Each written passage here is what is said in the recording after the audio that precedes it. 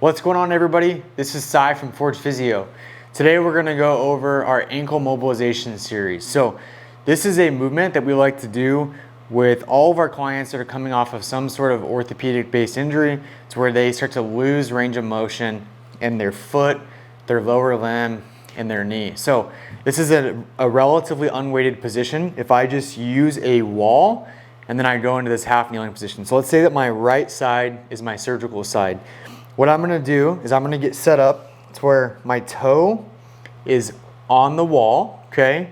And then I have equal contact or foot pressure across the entire surface of my foot. So if we wanna look at three specific points of contact, I would go under my big toe, right? Under my pinky toe, and then under my heel.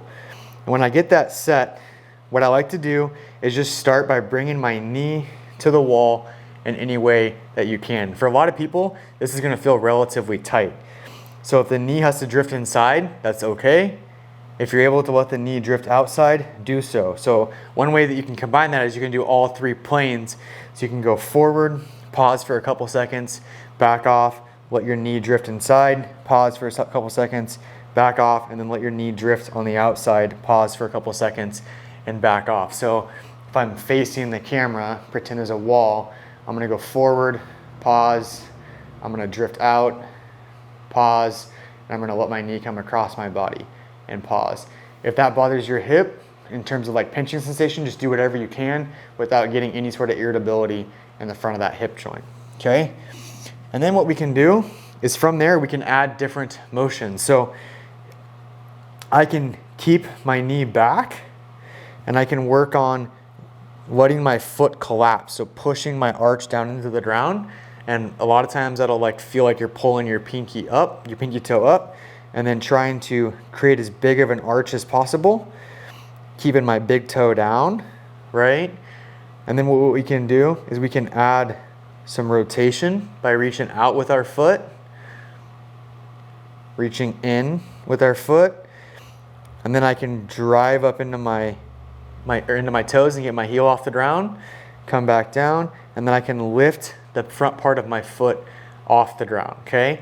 And that's without me putting a lot of load into my leg here. So if I were to repeat that and I put a little load by bringing my knee to the wall, now my knee's on the wall and I'm trying to create an arch, and then I'm trying to collapse the arch, and my foot collapsing in and out is gonna cause my tibia to rotate. You can see my calf starting to move a little bit there as I move in and out of those positions.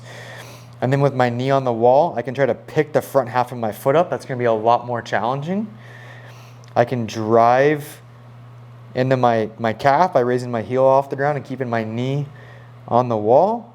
I can come back down, I can add rotation in and out. Just being playful with my setup position, okay? Now, if I wanna get a little bit more load into that limb and get used to putting weight, I can lean into that front leg. Now there's more weight in that limb, and I can go through the exact same motions by putting load by just leaning. So I can go into a heel raise, I can go into a toe raise, I can collapse my arch, I can raise my arch, I can try to add that rotation under load. It's a lot harder because your foot's gonna stick, right? And then when you start to add the heel raise, another way that I like to add load is just by putting my forearm on my opposite leg. So if I'm putting my elbow on my knee and I'm pushing my elbow into my knee, I can give myself a little bit of resistance for doing heel raises. So you're pretty much limited by your imagination. There is no right or wrong movement here. We're trying to explore as much space, getting the foot to unlock, move around, which will drive motion in that shin bone, which will indirectly drive motion into the knee. Should not be painful, no sharp stabbing type pains, a little bit of stiffness, tightness, those types of things are normal and to be expected.